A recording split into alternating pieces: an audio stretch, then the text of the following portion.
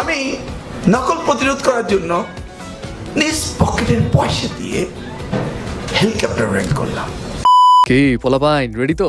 Social media জুড়ে এখন এই মানুষটার ছবি শয়লাভ। অনেকেই হয়তো চিনে, অনেকেই চিনে না, কিন্তু তিনি এমন একজন কিংবদন্তি যার নাম শুনলে 90 দশকের পরীক্ষার্থীদের কলিজা একদম শুকিয়ে যেত। তিনি বেসিক্যালি বর্তমানে চাঁদপুর 1 আসনে বিজয়ী নেতা এবং সাবেক শিক্ষা প্রতিমন্ত্রী এহসানুল হক মিলন, যাকে নিয়ে এখন পোস্ট হচ্ছে উনি কি জিনিস 90 দশকের পোলাপান জানে। ইনফ্যাক্ট কেউ কেউ তো এখন এটাও বলছে, ভাই স্টুডেন্টের জম চলে আসছে, এখন কেন তাকে নিয়ে এত ভয় এবং তিনি কি করেছিলেন সেই বিষয়ে বলি। এহসানুল হক মিলন, তার নামের আগে কিন্তু আ ন ম এই শব্দ রয়েছে এবং শিক্ষার্থীরা এই শব্দকে বানিয়েছিল আমরা নকল মুক্ত। রিজনটা কি একটু পরে বুঝতে পারবেন। তিনি বেসিক্যালি মার্কিন নাগরিকের ছিলেন, কিন্তু দেশের টানে মার্কিন নাগরিকত্ব ছেড়ে বাংলাদেশের রাজনীতি করতে এসেছিলেন। 1996 সালে প্রথম সংসদ সদস্য নির্বাচিত হন এবং 2001 সালে আওয়ামী লীগের হেভিওয়েট প্রার্থীকে হারিয়ে আবার বিজয়ী হয়ে মন্ত্রিসভায় জায়গা পান এবং তারপর তিনি শিক্ষা প্রতিমন্ত্রী হয়ে ওঠেন। ভালো কথা, কেন তাকে জমের মতো ভয় পাওয়া উচিত? তিনি শিক্ষা প্রতিমন্ত্রী হওয়াকালীন সময়ে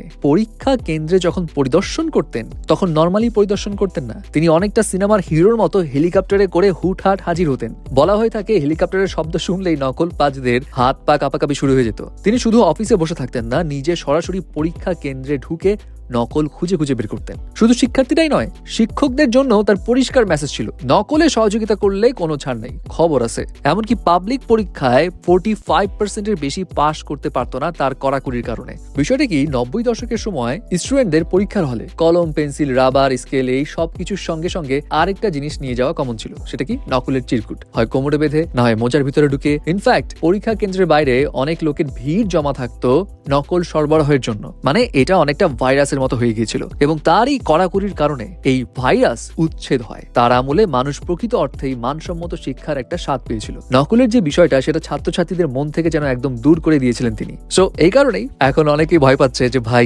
ডিজিটাল যুগ, ডিজিটাল মেশিন দিয়ে একটু নকল সকল করব, কিন্তু তিনি আসলে তো মনে হয় সব প্ল্যান চপাট। সো কি মনে হয় 2026 সালে এসেও কি আমরা এই কঠোর মিলনকে শিক্ষামন্ত্রী হিসেবে দেখতে চাই? কেউ বলছে তিনি থাকলে জিপিএ 5 পাওয়া কঠিন হবে, মানে পাস করাই ইনফ্যাক্ট কঠিন হবে। আবার কেউ বলছে দেশের শিক্ষা ব্যবস্থাকে ট্র্যাকে ফেরাতে ওনার মতোই জম দরকার। এখন আপনার কি মনে হয় জানাবেন কিন্তু। হেই, এন্টারটেইনমেন্ট ওয়ার্ল্ডের চটপটে গসিপস এবং অথেন্টিক মুভি আপডেটস পেতে সাবস্ক্রাইব করুন ভাইব নিউজ।